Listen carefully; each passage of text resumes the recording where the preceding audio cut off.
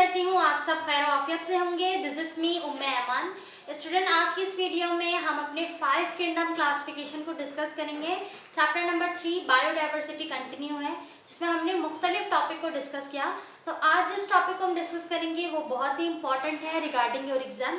तो हम समझते हैं कि इस किंगडम में किस तरीके से एनिमल्स की, ऑर्गेनिजम्स की क्लासिफिकेशन की गई है। सही, तो हमारे पास 5 किंगडम क्लासिफिकेशन को, इस क्लासिफिकेशन को इंट्रोड्यूस करवाने वाले या ऑर्गेनिज्म को कैटेगराइज करने वाले, क्लासिफाइड करने वाले जो साइंटिस्ट है हमारे पास, वो है रॉबर्ट विटेकर। ठीक है, रॉबर्ट विटेकर ने 1969 में क्लासिफिकेशन की थी 5 किंगडम की। सही है, इससे पहले आपने डिस्कस किया होगा 2 किंगडम क्लासिफिकेशन को, 3 किंगडम को।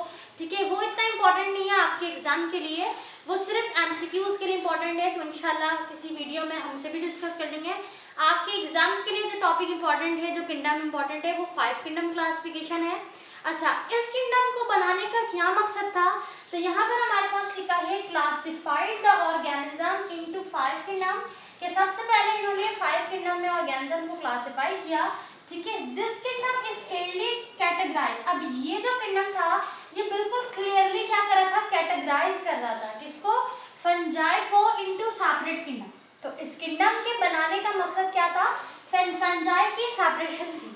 यानी इन्होंने क्या किया, जितने भी हमारे पास ऑर्गेनिजम्स में फंजाई हैं या उनसे मिलते जुलते जो स्पेशीज हैं, उनको एक सेपरेट किंगडम फराहम करने के लिए इन्होंने एक नया किंगडम बनाया, नई क्लासिफिकेशन की, और उसमें 5 किस्म के ऑर्गेनिज्म रखे, इसलिए उसे हम 5 किंगडम क्लासिफिकेशन कहते हैं। ठीक है, आगे लिखा है स्टूडेंट कि हमारे पास and this system of classification was based on.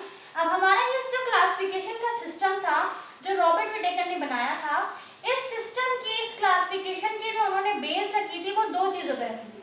सबसे पहला cellular structure and body organisation, यानी कि ऑर्गेनिज्म को जो कैटेगराइज किया था, क्लासिफाई किया था, वो 2 चीजों के ऊपर किया था। ठीक है, एक उन्होंने उसका सेल्यूलर स्ट्रक्चर देखा, उसकी बॉडी देखी, उसके बिहाफ पर ऑर्गेनिजम्स को रखा कि अगर कोई ऑर्गेनिज्म यूनिसेल्युलर है तो उसे एक अलग किंगडम में रखा, एक मल्टी है तो उसको अलग रखा, एक हमारे पास ईओक्रियोट और प्रोक्रियोट।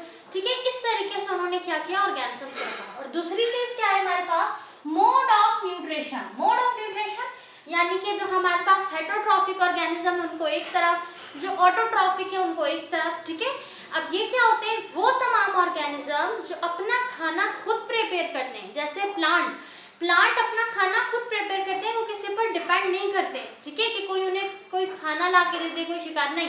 प्लांट अपना फूड खुद प्रिपेयर करते हैं by the help of photosynthesis process. Right, अब उस प्रोसेस में जो उन्होंने फूड प्रिपेयर किया, स्टोर किया, उसे खाया, तो वो एक ऑटोट्रॉफिक ऑर्गेनिज्म है। लेकिन वो ऑर्गेनिज्म जो किसी के ऊपर डिपेंड करते हो, जैसे हमारे पास सबसे पहले एग्जांपल आ जाती है ह्यूमन बीइंग की। हम सब डिपेंडेड है, हम वेजिटेबल्स खाते हैं जो कि किसके है, प्लांट से मिल रहा है ना, हमें पौधों से मिला है, दरख्त से मिला है। तो वेजिटेबल्स है, फ्रूट्स है, फिर इस तरीके से मीट है, तो हम डिपेंडेड है बाकी ऑर्गेनिजम्स के ऊपर, तो हम हेटरोट्रॉफिक है। तो ऑटोट्रॉफिक, हेटरोट्रॉफिक, एब्सॉर्प्टिव, ऑटोट्रॉफिक, इनके बिहाफ पर उन्होंने क्लासिफिकेशन की। तो एक क्लासिफिकेशन हो गई मोड ऑफ न्यूट्रिशन के ऊपर, दूसरी क्लासिफिकेशन हो गई हमारे पास किसके ऊपर, बॉडी ऑर्गेनाइजेशन के ऊपर, कि वो यूकेरियोट्स ऑर्गेनिज्म है या प्रोकैरियोट। ठीक है, तो ये 2 चीजें आपको मैंने इन डिटेल समझा दी, इसे आप याद रखिएगा। इसी दोनों चीजें के बेस के ऊपर जो है 5 किंगडम जो है उसकी बुनियाद रखी गई, उसको क्लासिफाई किया गया, एक नया क्लासिफिकेशन बनाया। अब हम देखते हैं कि हमारे पास कौन कौन से लिविंग बीइंग है, कौन कौन से जो है ऑर्गेनिजम्स हैं जो इस किंगडम में मौजूद है। तो सबसे पहले हमारे पास है किंगडम मोनिरा। किंगडम मोनिरा, अब अगर हम बॉडी ऑर्गेनाइजेशन को देखें तो हमारे पास है बैक्टीरिया एंड साइनोबैक्टीरिया, यानी कि यूनिसेल्युलर। ठीक है, यूनिसेल्युलर या आप कह लें प्रोकैरियोट्स। ठीक है, यूनिसेल्युलर या हमारे पास आ गए प्रोकैरियोट। और अगर हम इनका मोड ऑफ न्यूट्रिशन देखें तो ये हमारे पास है ऑटोट्रॉफिक।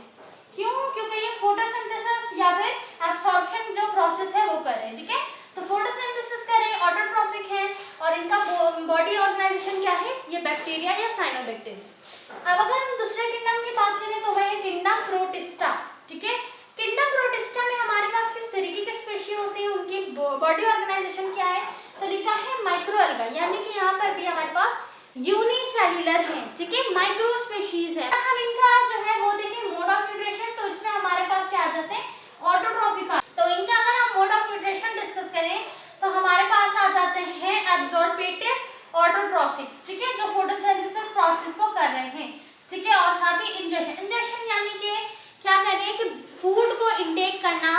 माउथ से लेके आपके कंप्लीट जो आपका फूड लेने का जो अमल है उसे हम इंजेक्शन कहते हैं। सही है। आगे हमारे पास फोटोसिंथेसिस प्रोसेस भी कर रहे होते हैं साथ ही, ठीक है। अब हमारे पास बचे 3 किंगडम, जिसमें से एक है किंगडम फंजाई, किंगडम प्लांटी और किंगडम एनिमेलिया। सही है। अब अगर हम इन तीनों के मोड ऑफ न्यूट्रिशन को देखें तो इनमें से एक हमारे पास एब्जॉर्प्शन कर रहा है, एक हमारे पास फोटोसिंथेसिस है और एक इंजेक्शन है। इंजेक्शन यानी फूड को डायरेक्ट क्या करते हैं, इनटेक करते हैं, ठीक है। तो वो हमारे पास क्या होता है, किंगडम एनिमेलिया, जिसमें तमाम इनवर्टिब्रेट्स और वर्टिब्रेट्स है, ठीक है। और हम भी किसमें आते हैं, वर्टिब्रेट्स में आते हैं। इनवर्टिब्रेट वो तमाम ऑर्गेनिज्म जिनके पास बैकबोन मौजूद नहीं होती, वर्टिब्रेट वो तमाम ऑर्गेनिज्म जिनके पास बैकबोन मौजूद होती है। अब हमारे पास किंगडम एनिमेलिया में तमाम वो ऑर्गेनिज्म या स्पीशी हैं जिनके पास बैकबोन है या फिर जिनके पास बैकबोन नहीं है, ठीक है। तो दोनों हमारे पास क्या है, अच्छा ये हमारे पास आएंगे अगर इनका बॉडी ऑर्गेनाइजेशन, तो ये क्या है, ईओक्रियोट्स है, ईओक्रिएटिक ऑर्गेनिज्म है, ठीक है। और इनका जो मोड ऑफ न्यूट्रिशन है वो क्या है, इंजेक्शन, यानी ये डायरेक्ट फूड को माउथ से लेते हैं, फिर ओसोफिगस से, फिर उसके बाद सारा अमल होता है, ठीक है, स्टमक तक। और अगर हम किंगडम प्लांटी को देखें तो इसमें हमारे पास आ जाता है एंजियोस्पर्म और जिम्नोस्पर्म, यानी कि तमाम प्लांट्स जो फ्लावरिंग है या नॉन फ्लावरिंग है, जो सीडलेस है या सीड वाले हैं, तमाम प्लांट जो है हमारे पास किंगडम प्लांटी में आ जाता है। और उनका मोड ऑफ न्यूट्रिशन क्या है, वो सिर्फ फोटोसिंथेसिस प्रोसेस करते हैं। किंगडम फंजाई में हमारे पास क्या है, तमाम किंगडम फंजाई में ज्यादातर जो है ना हमारे पास जो है वो क्या होते हैं, यूनिसेलुलर होते हैं, प्रोकैरियोट्स होते हैं, ठीक है, क्योंकि यहाँ लिखा है माइक्रोफंजाई। सही है। और इनका मोड ऑफ न्यूट्रिशन क्या है कि ये एब्जॉर्प्शन करते हैं। तो ये हमारे पास था 5 किंगडम क्लासिफिकेशन। अगर आपको चार्ट बनाने दी जाए तो आप बिल्कुल आसानी से इस तरीके से बना सकते हैं। सबसे पहले आप जो है ना यहाँ पर लिख देंगे अपने पहले किंगडम को, किंगडम मोनीरा, एक तरफ आपने लिखना है उसके मोड ऑफ न्यूट्रिशन, एक तरफ आप लिखिएगा उसकी बॉडी ऑर्गेनाइजेशन। सही है। तो मोड ऑफ न्यूट्रिशन और बॉडी ऑर्गेनाइजेशन आपने बयान करनी है 5 किंगडम क्लासिफिकेशन में। अब हम एक एक करके तमाम किंगडम को डिस्कस करते हैं कि इसमें किस किस्म के ऑर्गेनिजम्स को रखा है। सही है। तो हमारे पास बुक में पेज नंबर है, पेज नंबर 37 पे 5 किंगडम क्लासिफिकेशन की पहली हेडिंग किंगडम मोनीरा, जिसमें लिखा है कि it include all prokaryote bacteria और साइनोबैक्टीरिया, कि जितने भी हमारे पास प्रोकैरियोट है ऑर्गेनिज्म वो कहाँ पर आएंगे, वो प्रोकैरियोट ऑर्गेनिज्म हमारे पास आएंगे किंगडम मोनीरा में। सही है स्टूडेंट। अच्छा, यहाँ पर आपको बैक्टीरिया या फिर साइनोबैक्टीरिया की डायग्राम की प्रैक्टिस लाजमन कीजिएगा, आपके एग्जाम में आ सकती है। तो एग्जाम पॉइंट ऑफ व्यू से भी साथ डिस्कस करते हैं कि आपने यहाँ पे जो है ना वो डायग्राम की जो है वो लाजमन प्रैक्टिस करनी है, बैक्टीरिया या साइनोबैक्टीरिया की चार्ट की प्रैक्टिस करनी है और इसका इंट्रोडक्शन भी याद रखना है। अच्छा, उसके बाद हमारे पास जो दूसरा किंगडम है वो किंगडम किसका है, वो दूसरा किंगडम हमारे पास है स्टूडेंट किंगडम प्रोटिस्टा। तो लिखा है it is the place for all the eukaryotic. अब यूनिसेलुलर और मल्टीसेलुलर में भी हमारे पास, ईओक्रियोट्स में भी कुछ हमारे पास यूनिसेलुलर है, कुछ हमारे पास मल्टीसेलुलर। तो तमाम ईओक्रियोटिक यूनिसेलुलर हमारे पास कहाँ है, किंगडम प्रोटिस्टा में है, ठीक है। उसके बाद लिखा हुआ है इसमें कि ये वो ऑर्गेनिजम्स हैं जो अच्छा इसमें एक्सेप्ट यीस्ट यहाँ पर शामिल नहीं है। लिखा है with some of them have the features of both plant and animals like most protista is eukaryotic. ज्यादातर जो हमारे पास प्रोटिस्टा है वो कौन है, ईओक्रियोटिक, यानी कि वो एक्वेटिक है, वाटर में रहने वाले हैं ज्यादातर, ठीक है। उसके अलावा हमारे पास है किंगडम फंजाई। तो इसमें तमाम मल्टी सेल्यूलर हमारे पास क्या है स्टूडेंट, तमाम मल्टी सेल्यूलर यूक्रियोटिक फंजाई है। अब यहाँ पर फंजाई की बॉडी को थोड़ा सा डिफाइन किया गया है, लिखा हुआ है कि ये तमाम जो है दे आर ए क्लोरोफिलियस एब्जॉर्बेटिव हेटेरोट्रॉफिक, यानी कि ये क्या है, डिपेंडेंट है किसी और अदर ऑर्गेनिज्म या स्पीशी के ऊपर कि वो उसे फूड बना कर दे और वो उसे क्या करे, खाए। सही है। उसके बाद हमारे पास लिखा है they have cell wall made up of mainly chitin. इनके पास सेल वॉल होता है जो काइटिन से बना होता है। काइटिन हमारे पास क्या है, काइटिन हमारे पास बायोमोलिक्यूल्स है, एक पॉलीसेकेराइड, उसका जो है वो उस पॉलीसेकेराइड से मिलकर बना होता है काइटिन, ठीक है।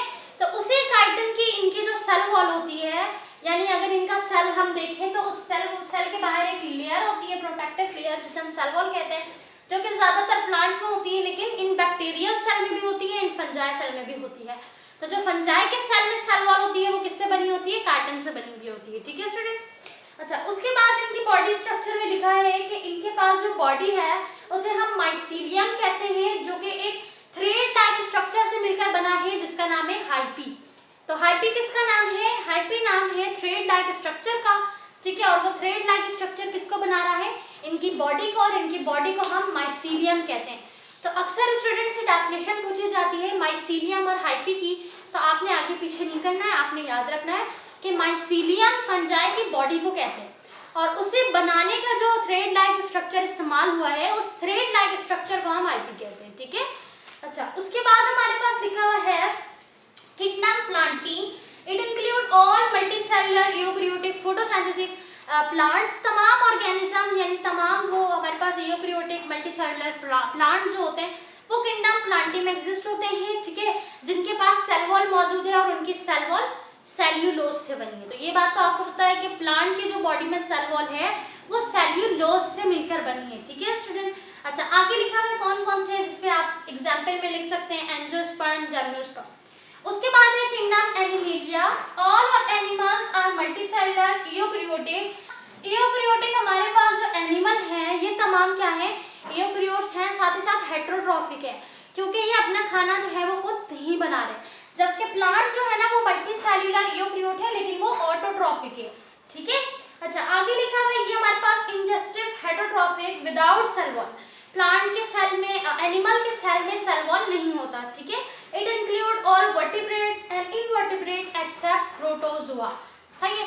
तो ये हमारे पास था। अच्छा, इस टॉपिक में से, इस क्लासिफिकेशन में से आपको एक और सवाल भी मिल सकता है, और वो सवाल है why amoeba are not present in any 5 kingdom, ठीक है। इस तरीके के रीजनिंग क्वेश्चन आपको इस टॉपिक में से मिलेंगे। इस टॉपिक, ये टॉपिक इंपॉर्टेंट है, रिपीटेड है, पिछली बार भी पेपर में आया था, तो इसको लाजमन याद कीजिएगा। लॉन्ग क्वेश्चन में आएगा, आप अच्छे खासे जो नंबर है वो इससे कंज्यूम कर सकते हैं। उसके बाद हमारे पास इसमें डायग्राम आपको बनानी है बैक्टीरिया की, ठीक है। बैक्टीरिया की डायग्राम प्रैक्टिस करके रखनी है, हो सकता है आपको बनानी पड़ जाए। तो ये था हमारा 5 किंगडम क्लासिफिकेशन, इंपॉर्टेंट टॉपिक था इसलिए मैंने बिल्कुल अलग वीडियो बनाई इसके ऊपर। आई होप कि आपको समझ आ गया होगा। कोई भी चीज़ जो आपको ना समझ आई हो आप बिल्कुल पूछ सकते हैं। Thank you so much for watching. अपना रखिए बहुत सारा ख्याल। Take care. अल्लाह हाफिज़।